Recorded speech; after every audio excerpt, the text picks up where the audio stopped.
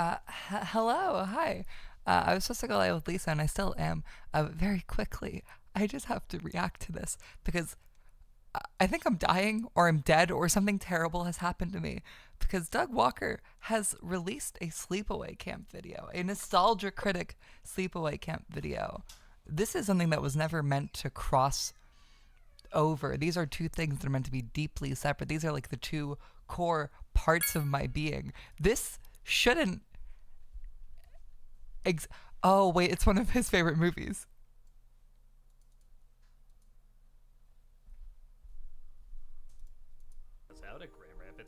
This is my favorite movie of all time, to be clear. And check us out at Days of the Dead in Chicago, November 22nd to the 24th. Hope to see I'm wearing my Sleepaway Camp sweater. I had to get dressed for the occasion.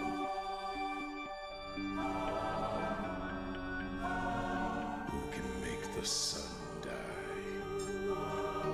Drizzle it with you.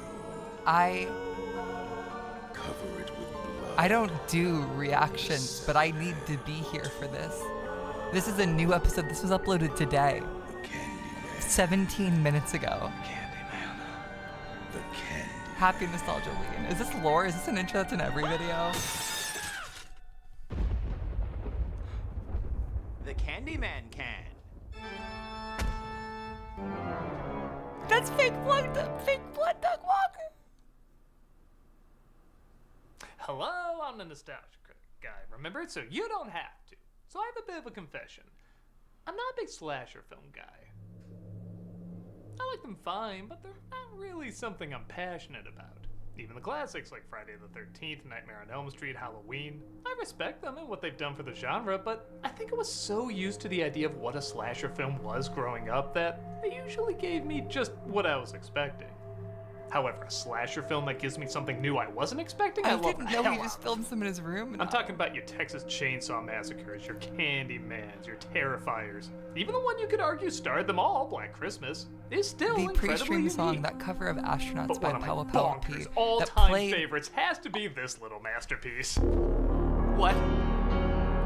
That played automatically was the song that ended my original Sleepaway Camp video before it was scrapped. Released just over 30 years ago in 1983, Sleepaway Camp looks like another generic Friday the 13th knockoff. I'm getting cursed. And for all I know, maybe that's what it was intended. Released after the first Friday the 13th, However, not before the it second. takes It's on barely life a of Friday its the own. 13th This is one of knockoff. the most strangely constructed, bizarrely performed, yet entertainingly passionate slasher films I've ever seen.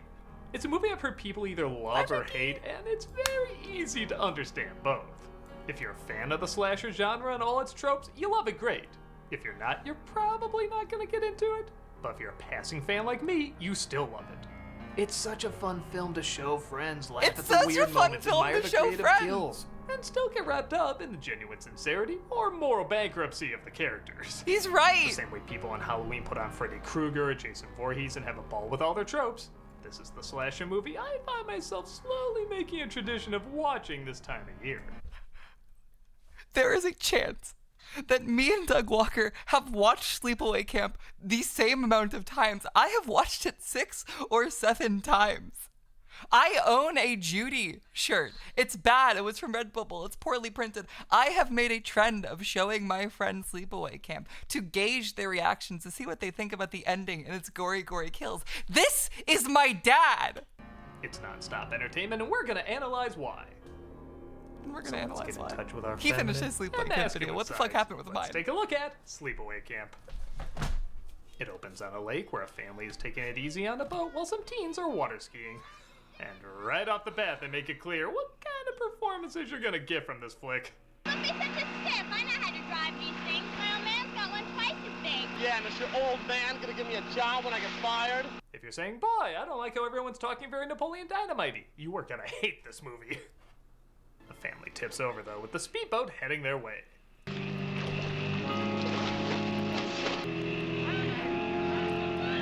No, you look like a father and 2 kids about to die. What is that show? I love the kill way so this much. guy says the father's name. I just graduated from the Shatner School of Shatner. The father and one of the kids He's are killed. gay, that's the whole that's what you thing. think We let the mannequin from These Spider-Man people show. talk like that in real 8 life. years later, where the aunt, played by Desiree Gould, is doing her best impression of a community college performance. Hurry, sweeties. We don't want to be late for the ball. No. No, that wouldn't do at all.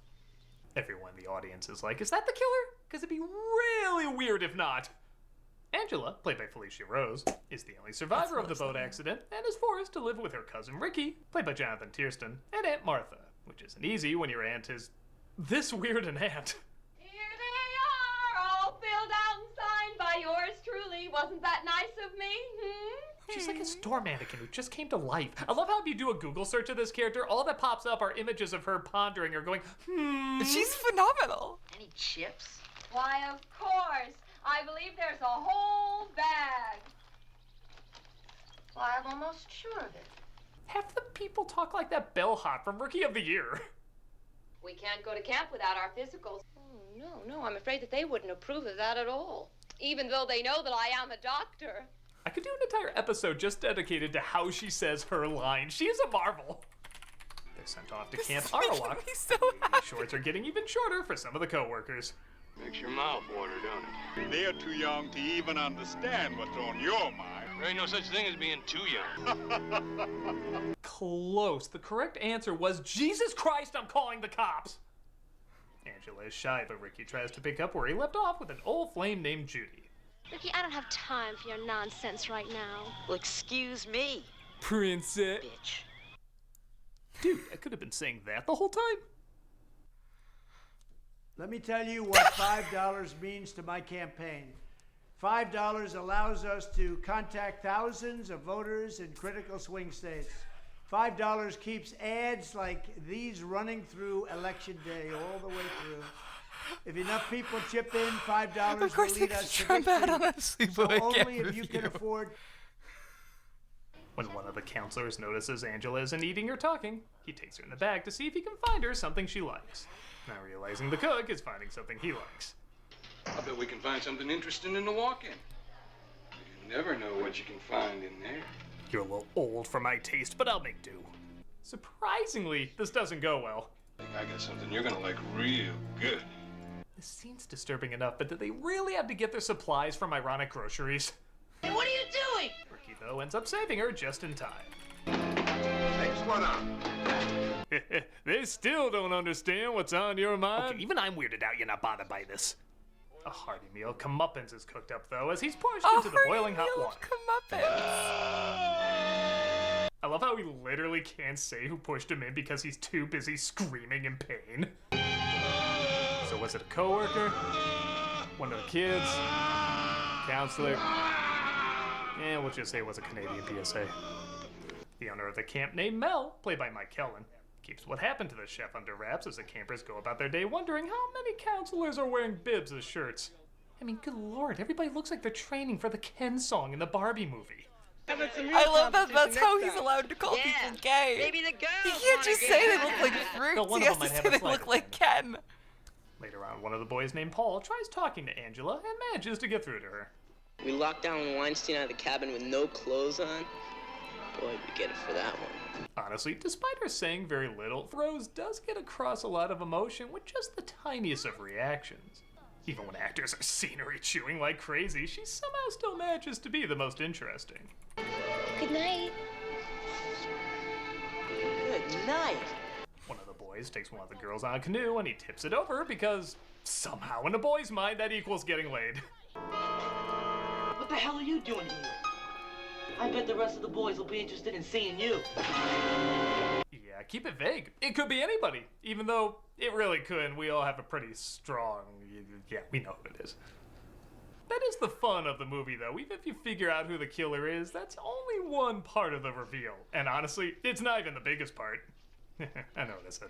I'd like to see Mel get his fat ass down here and pick up something. Next morning, the kid is discovered, and I doubt I can That's show pretty good. it, but let's just say That's pretty it's funny. rare I can say That's the pretty people who did the gore effects and the snake training should really be proud.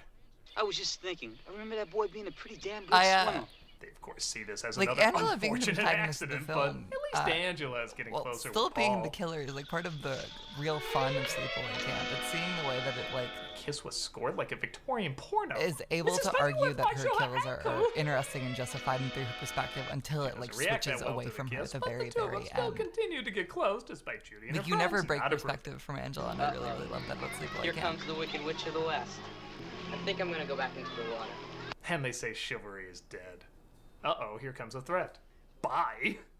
On that note, man, these kids can get angry about anything. As one of them asks Angela why she's not swimming.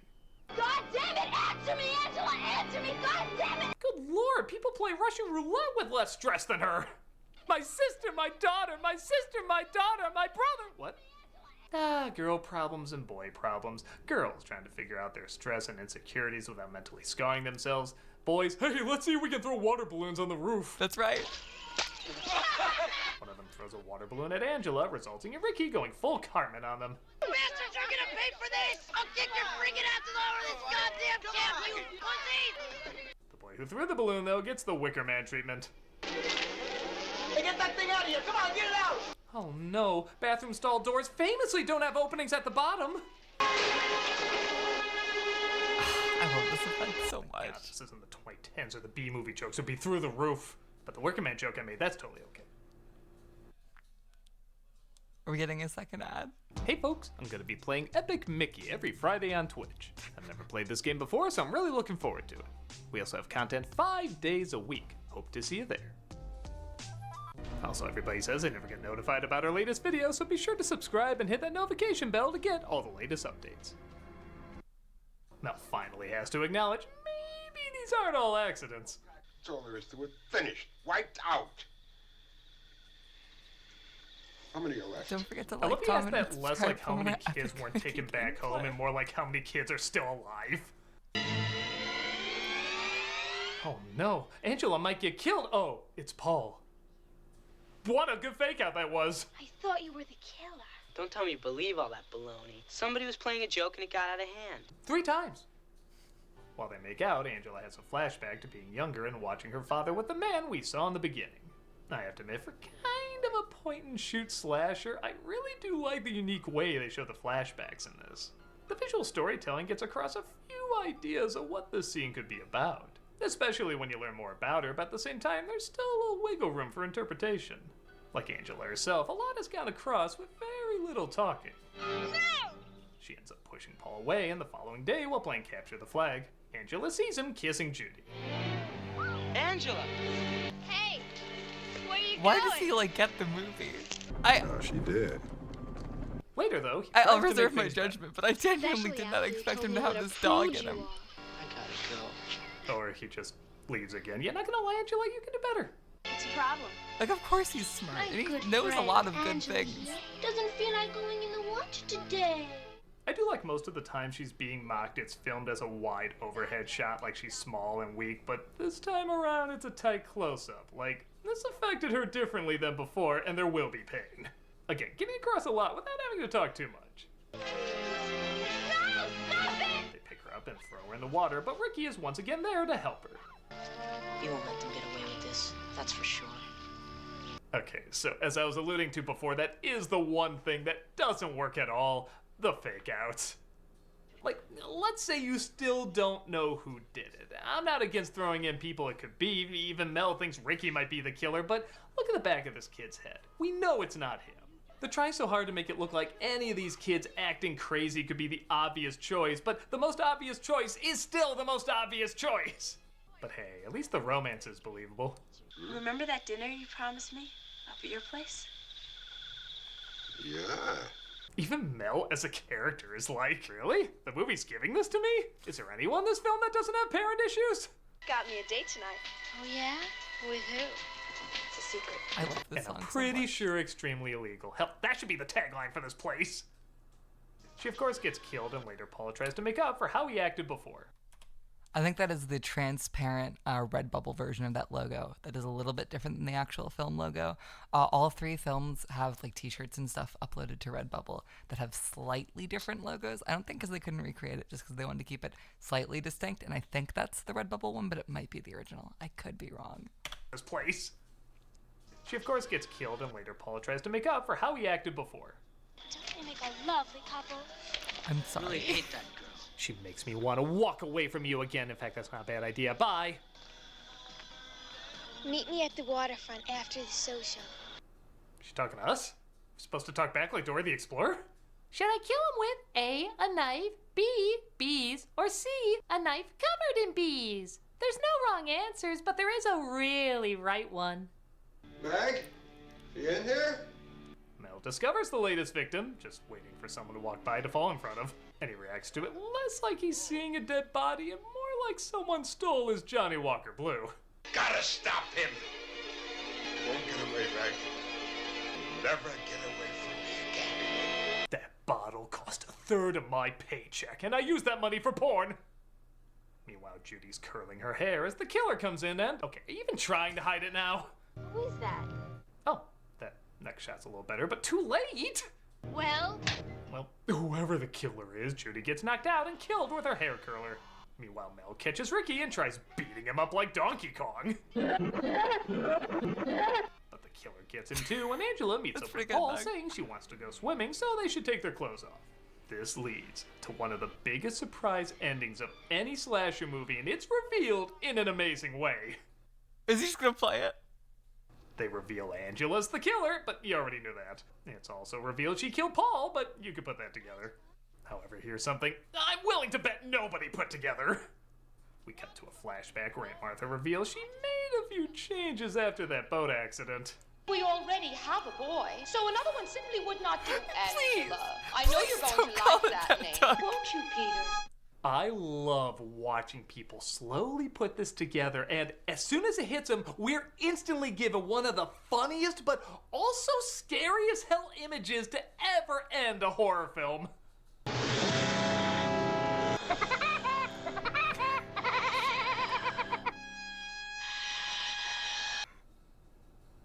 Okay, so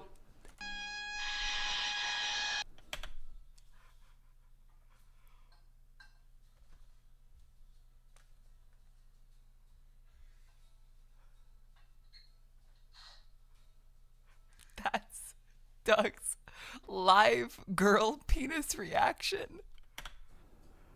Okay, so on top of discovering She's a boy. Rose gives a look that is so insane, it's hard not to laugh and be disturbed at the same time.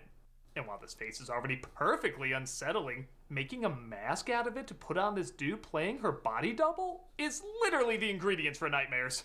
I adore the sound of people watching this either screaming or laughing or not even knowing how to react. Even looking back, all the pieces kind of fit. See, this is where the awkwardness of the film kinda helps it out. Like, in the beginning, after the accident, we see the back of the boy's head still alive. Because the film already had some errors and the tone was so schlocky, I just assumed they made a mistake. And with Aunt Martha's performance being so bizarre and over the top, tell me you couldn't see her doing something like this. And sure, we've already seen movies where the quiet person kills off their bullies, but being forced to completely change who you are after your family is killed just adds to the motivation even more.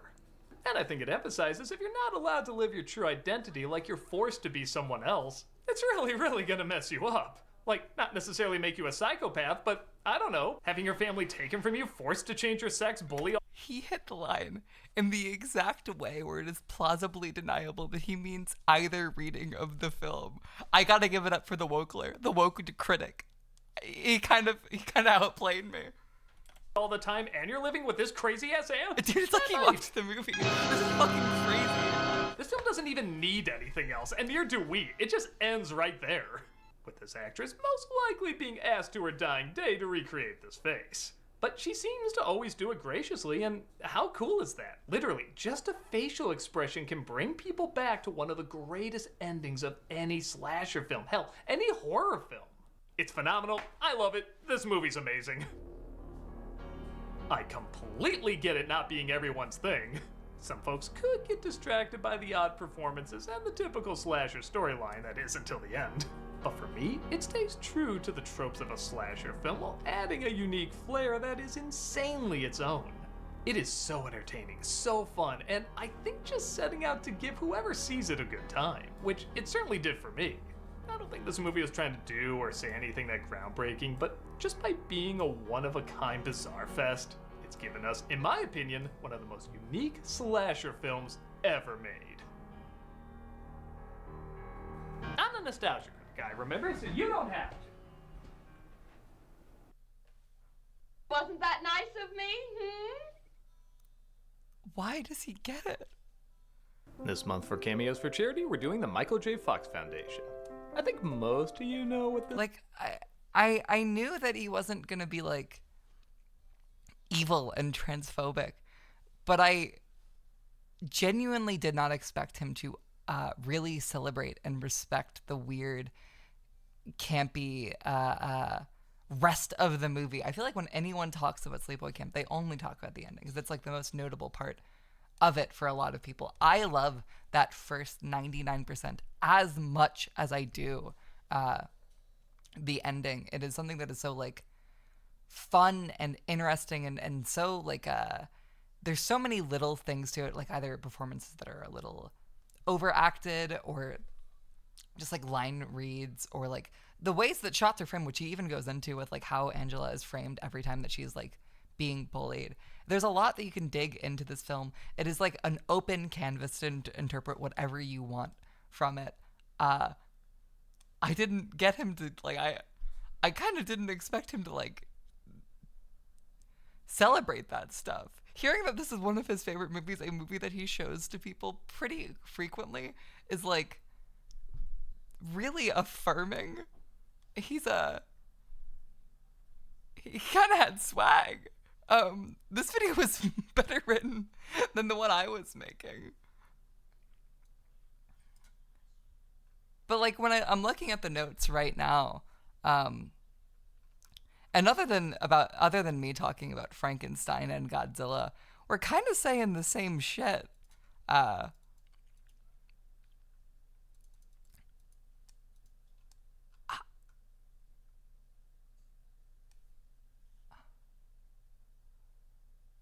Doug Walker does it again, dude.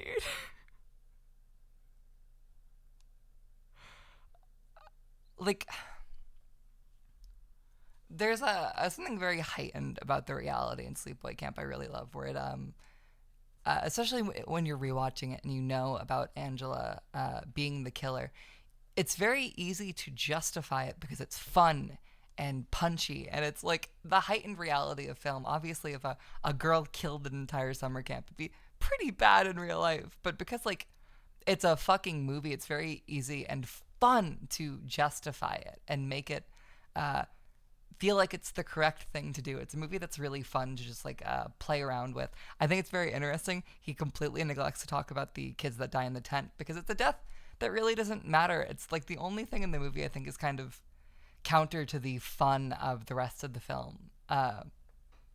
It's like entirely tonally different. It's kind of bombastic just to be bombastic and give like a big punchy final kill. And he doesn't even talk about Ricky getting shot, which is one of my favorite moments. I think it's so there's like a fever that the movie starts to build itself into as the camp as the collective protagonist grows more and more insane trying to find the killer. The boss just thinking it's okay to shoot this kid in the fucking neck.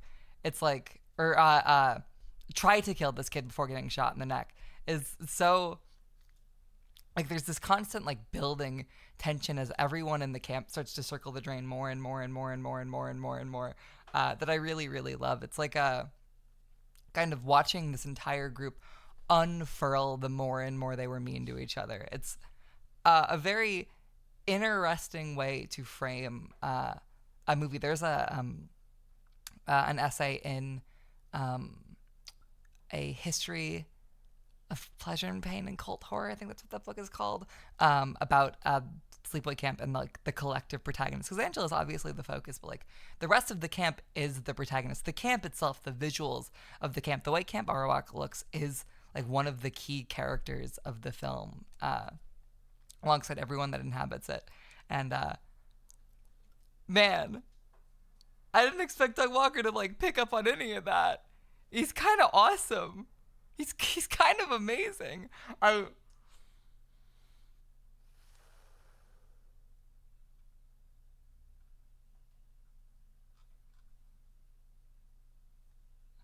That's my dad. Let me find the book. I have it in my The Pleasure and Pain of Cult Horror Films: A Historical Survey. Yeah, I have the oh my god, I wrote way more than I thought I did. How many pages did I get down? Holy shit.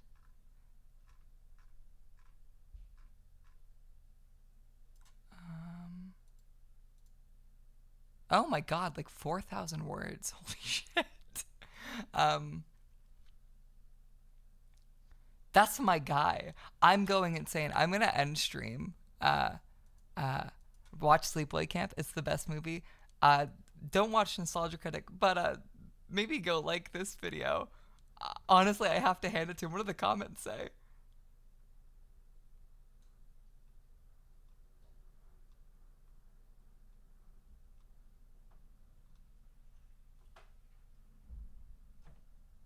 A Nostalgia Critic episode being uploaded on my 21st birthday. Awesome. Happy birthday, fandom theorist 618. Do I like Higurashi? No.